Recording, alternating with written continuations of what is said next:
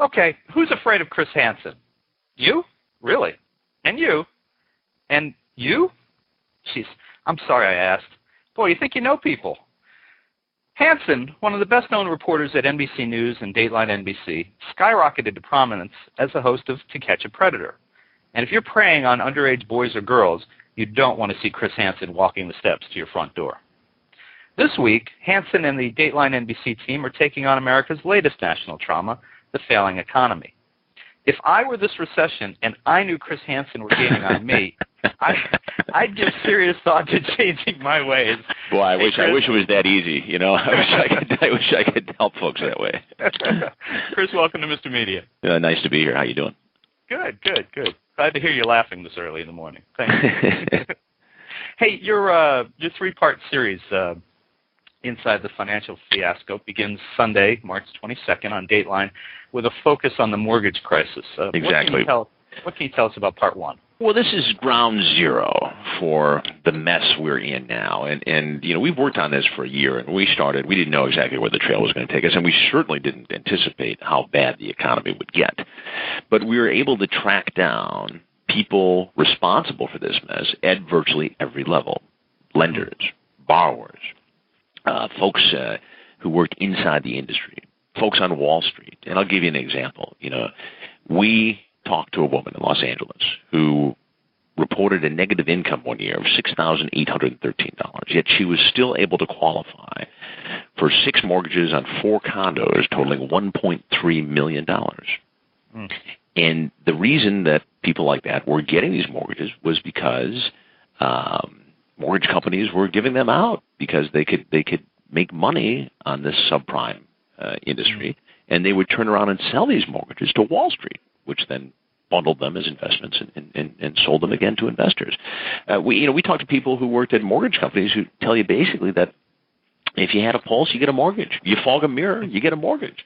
And they weren't worried about holding this paper because they were passing it along. And we talked to former bond raters on Wall Street who say, yeah, you know what, looking back, I wouldn't give some of these things a AAA rating. Well, it's nice to hear now, but what about back then? You know? Yeah, thanks, fellas. Yeah, thanks for that. Chris, did any of the research that you did lead back or touch on any of these seminars that have been, these late night ads you see for, hey, come in and they don't do them now, I don't think, but come on in and we'll teach you how to buy and sell real estate, flip properties, and make $1 million before your coffee's ready in the morning.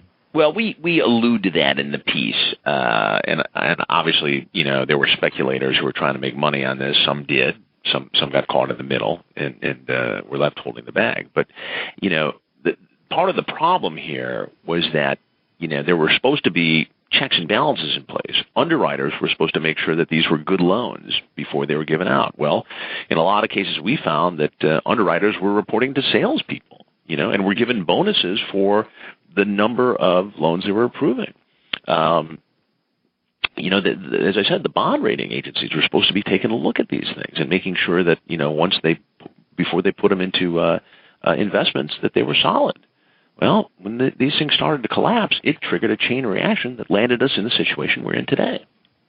It's interesting that you've been working on this for about a year. If we go back a year to March of 2008, I believe the government was still denying that there was a recession going on. Well, yeah, and it was interesting because back then, I remember, having a discussion with my team and, okay, this is the next big story. We should be all over it. And, there were indications. There were people on Wall Street who saw this coming, and we interviewed some of them. And there were people in the business. I mean, I can remember being, on the sideline of one of my son's lacrosse games and having a Wall Street dad say, God, the next big thing are these credit default swaps and these other things. He said, I can't get these things off my desk fast enough. They're toxic.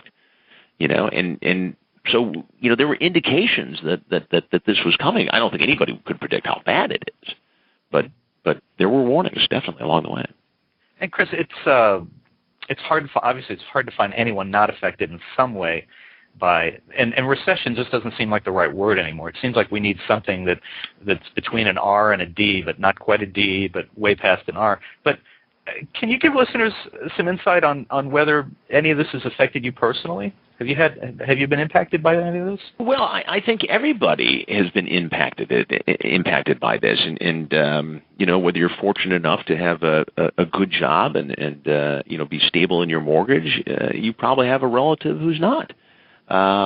If you live in a nice neighborhood, you probably have neighbors who are in tough shape. You see people going to Costco and buying twice as much stuff as they need and, dropping a little something off on somebody's front porch when they're in a tight spot. I mean, this is going on all across America. I mean, I sat in kitchens with people on the second hour that we're doing this, going next Friday at 10, and look at their credit card bills with them and watch them as they figure out, okay, what are we going to pay today, and what are we going to pay next week, and how long can we hang on to this mortgage on a house that's worth less than what we owe? And suddenly a spouse gets laid off as a plumbing contractor, and they're living on credit cards, and they get into this cycle of debt that is difficult to get out of. And this situation, and this is fascinating to me, has spawned this shadow industry of third-party debt collection. Once these folks buy these debts for pennies on the dollar, we found, and we ran some hidden cameras on some of these folks, that they're using strong-arm tactics to collect this stuff, illegal tactics. And in some cases, it's debt that the folks don't even owe anymore. It's either been charged off in a bankruptcy or it's been settled or paid. And yet some people are paying this just to get these guys off their backs. So we go after those folks, too. And that's something that I didn't realize existed before.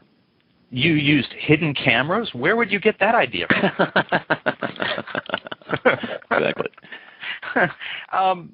There's been a tremendous amount of finger-pointing, especially the last 2 weeks, more public than it's been. Last week it was the whole spectacle of Jon Stewart going after CNBC, and then in particular Jim Cramer.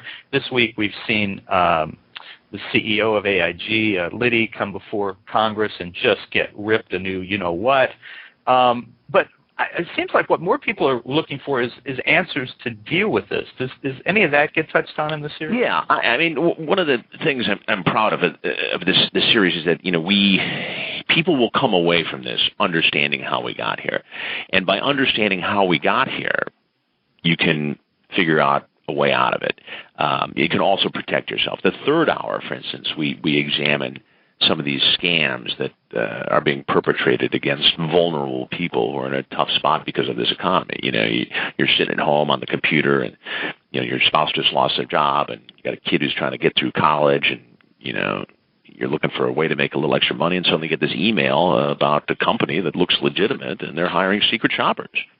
Well, they get you to do all this stuff and move money around. At the end of the day, you end up getting cheated out of $3,000 or $4,000, and you can't afford that, but you're in a tough shape. So we go after some of those folks, and some people who are trying to market gizmos, for instance, that will increase your gas mileage by 50%. I mean, who wouldn't want to do that? Right. And they make it look legit, but it's not, and we go after those folks too. And Chris, finally, because I know you have to go, I joked in the introduction about people getting nervous when they see you coming as a result of To Catch a Predator. Any regrets over the lengths that you went to in that show and those reports? No, I mean, I think we raised awareness and created a dialogue, and I think it was a lesson to us that impact reporting, enterprise journalism, and being creative about storytelling is important. It gets people's attention. And what we've done, since To Catch a Predator is to apply those tactics to all these other topics. And it's worked well. Right. Well, folks, you can catch the first of Dateline NBC's three-part investigative series, Inside the Financial Fiasco, on Sunday, March 22nd on Dateline NBC. And Chris, it was a pleasure to talk to you. Well, thanks for having me on. I appreciate it.